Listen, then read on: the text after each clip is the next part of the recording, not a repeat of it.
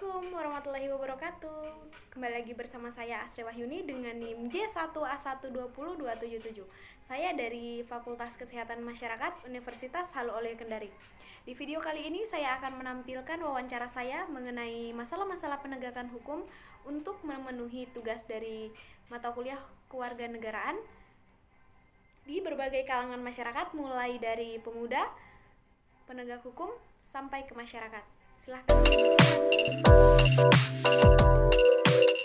Assalamualaikum Kak, perkenalkan nama saya Asri Wahyuni, saya dari Fakultas Kesehatan Masyarakat. Bisa saya meminta waktu Kakak sebentar? Waalaikumsalam, iya ada apa?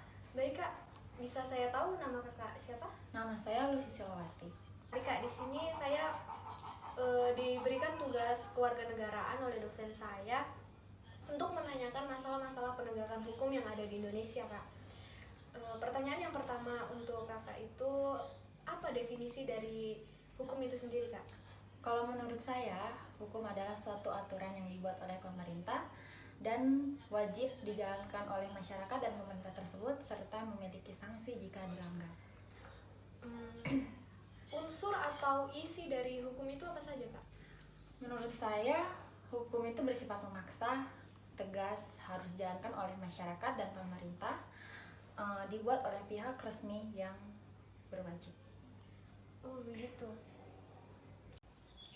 Baik Kak, langsung saja ya kita ke pertanyaan yang ketiga Kak. Menurut Kakak, apakah Indonesia itu bisa dikatakan sebagai negara hukum? Tentu saja betul, seperti yang tercantum pada pasal 1 ayat 3 Undang-Undang Dasar 1945, bahwa negara Indonesia adalah negara kesatuan, yang mana seperti kita ketahui saat ini, jika kita melanggar suatu peraturan yang dibuat oleh pemerintah, kita akan mendapatkan sanksi sesuai dengan peraturan yang dibuat tersebut. Oh, nah kan di negara Indonesia itu kan saya sudah tahu tadi Kak, Kakak menyatakan bahwa negara Indonesia itu negara hukum. Saya ingin tahu Kak, di Indonesia ini penegak hukum siapa-siapa saja yang bergerak dalam penegakan hukum di Indonesia?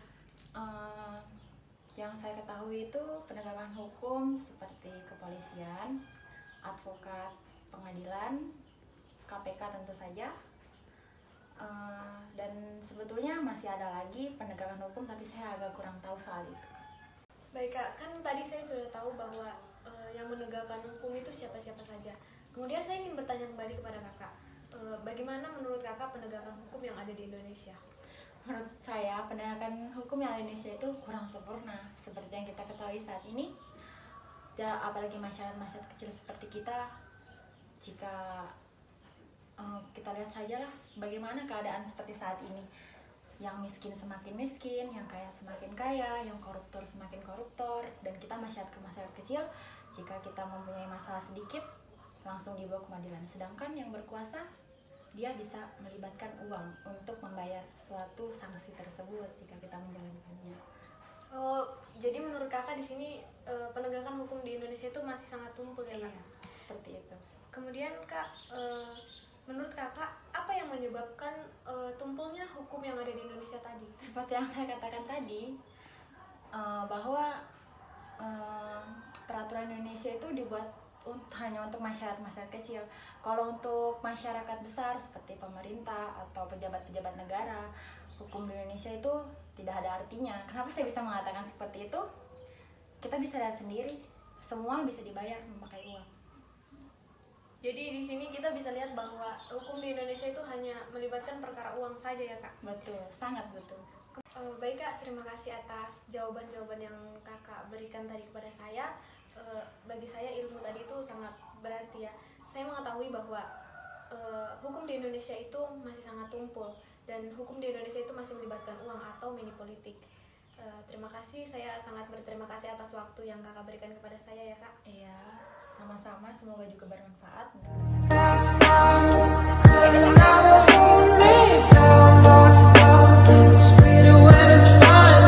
Warahmatullahi wabarakatuh. Saya di sini bersama Bapak. Silakan Bapak perkenalkan. Terima kasih. Saya Tiga Muhammad Putra sebagai Kapolsek Boyso yang memiliki wilayah hukum 8 desa. Baik Kak, saya di sini memiliki keperluan mewawancarai Bapak mengenai masalah-masalah penegakan hukum.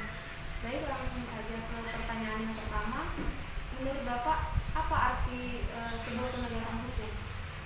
Arti sebuah penegakan hukum dalam Indonesia itu memberikan kenyamanan bagi masyarakat yang melaporkan terhadap suatu kasus.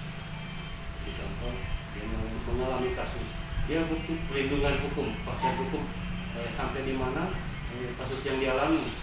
Artinya ketika dia bergerak sendiri, artinya melawan hukum.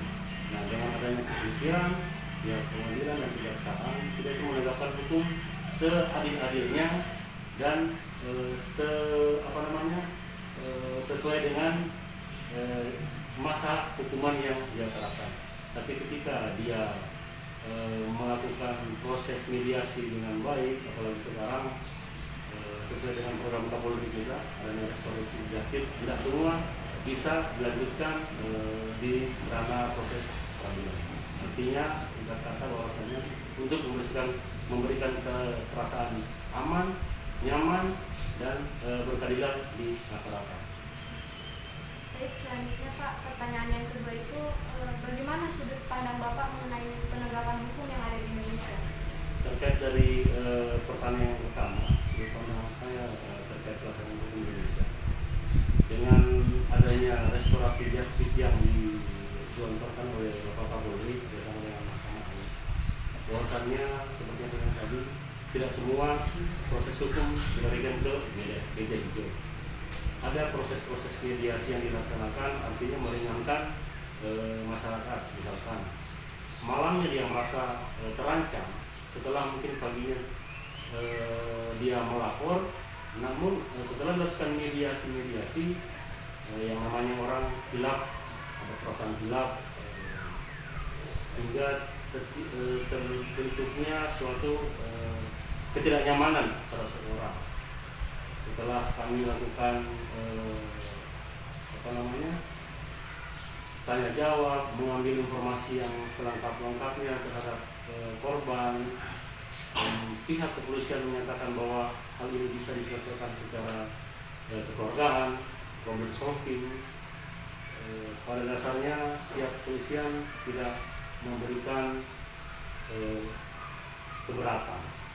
Setelah adanya kesepakatan antara kedua belah pihak, kita juga tidak akan memaksa bahwa ini proses hukum ini akan dilanjutkan ke meja hijau. Dalam artian kita mengambil kesepakatan yang terbaik. Karena fungsi polisi ini selain menegakkan hukum, kami juga mencari solusi terbaik, mencari jalan keluar terbaik. Nah, masalah-masalah yang berada di wilayah kita ini bervariasi. Tinggal kita lihat tingkat kerawanannya, tingkat kriminal yang dilakukan antara kedua belah pihak. Jadi pertanyaan yang kedua itu sebagai penegak hukum, manakah hal yang baik dilakukan dan hal yang tidak baik dilakukan? Saya berbicara yang tidak baik dulu ya. Artinya ketika kita sebagai masyarakat, mungkin rata-rata masyarakat itu merasa pasrah ketika berada di proses hukum. Padahal prosesnya itu sangat gampang saja. Ketika mereka merasa susah, merasa tidak ditemani oleh pihak pengacara atau lawyer, dia mencari jalan pintas, akhirnya muncul kasus suap. Merasa waktunya terganggu, muncul kasus suap. Dan itu kadang terjadi ketika adanya paksa antara kedua belah pihak atau pihak tersangka, dalam arti dia coba memberikan suap kepada pihak kepolisian untuk melakukan penyelesaian kasus. Kalau di kami, pada dasarnya kami melayani masyarakat dan kami tidak akan pernah menerima bentuk imbalan. Hal-hal kecil ketika mereka merasa kehilangan, mereka membuat laporan di polisi, kami tidak mau biaya, memberi kenyamanan juga sama sekali. Itu hal buruknya. Kalau hal baiknya, pada dasarnya kami tidak akan pernah menyusahkan masyarakat sebagai pelapor. Malah kita akan membantu hingga proses penyelesaian itu. Atau kita memberikan solusi tadi, kembali ke pertanyaan pertama, kita memberikan solusi yang terbaik. Bagaimana caranya kita memberikan mereka rasa mereka kembali secara kekeluargaan baik, maupun di lingkungannya. Dalam artian tidak ada untuk tekanan dari pihak kepolisian bahwasanya kasus ini harus ambil. Dalam tanda kutip, kita lihat dulu kasus yang dialami. Masalah kekeluargaan, masalah perselisihan kecil. Kalau yang kami lanjutkan, kita lihat kasus atensi dari pemerintah pusat yang mengakibatkan kerugian oleh negara dan kerugian besar oleh rakyat yang sudah dipantau oleh pimpinan kami. Baik Pak, tadi Bapak menjelaskan mengenai masalah penyuapan. Jadi bagaimana pendapat Bapak mengenai penyuapan hukum yang sudah telah terjadi di lingkungan masyarakat? Kembali lagi, itu terjadi karena mental dari tugas. Ketika berbicara uang, rata-rata mereka yang melaksanakan itu sudah tidak profesional dan tugasnya. Dalam artian kita sebagai penegak hukum itu memberikan perlindungan, kenyamanan kepada masyarakat. Ketika terjadi penyuapan itu sudah sangat-sangat melanggar kode etik kepolisian. Dalam artian kita melakukan menerima suap dan pemberi suap sama-sama dikenakan oleh pasal yang diatur dengan pihak kepolisian kami. Nah, pertanyaan yang terakhir Pak, hikmah Bapak selama menjalankan tugas sebagai penegak hukum itu apa Pak? Hikmah saya bisa mengetahui segala sesuatu keluhan masyarakat. Yang terutama lagi saya ketika memiliki kekuasaan, ketika saya bisa menyelesaikan suatu konflik. Dalam artian konflik yang datang sama kami, yang masyarakat yang datang melapor sama kami, kita memberikan restoratif justice itu betul-betul dari segi kacamata hukum sangat berkeadilan. Antara kedua belah pihak bisa menyelesaikan masalahnya tanpa melanjutkan ke jalur meja juga. Dalam artian hikmah yang saya dapat juga di sini, selain mengetahui kondisi masyarakat, saya juga sebagai Kapolsek di sini bisa membantu masyarakat yang tadinya mereka tidak tahu masalah hukum, yang cuma dia dengar sepintas adanya ketakutan. Ketika kami ada di sini sebagai polsek di Kecamatan Baito, jadi mereka bisa paham begini loh, tidak semua dapat diselesaikan secara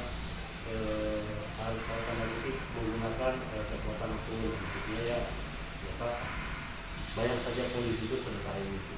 Mohon maaf, kami pihak kepolisian kami sangat bertentangan dengan hal tersebut. Kami di sini sebagai pelindung pelayan masyarakat sekaligus menciptakan memelihara keamanan dan ketertiban masyarakat. Kembali lagi polisi milik rakyat dan bukan untuk menakuti rakyat. Baik Pak, terima kasih atas waktunya Pak. Saya ucapkan terima kasih. Baik, itulah tadi wawancara kami mengenai masalah-masalah penegakan hukum yang ada di Indonesia.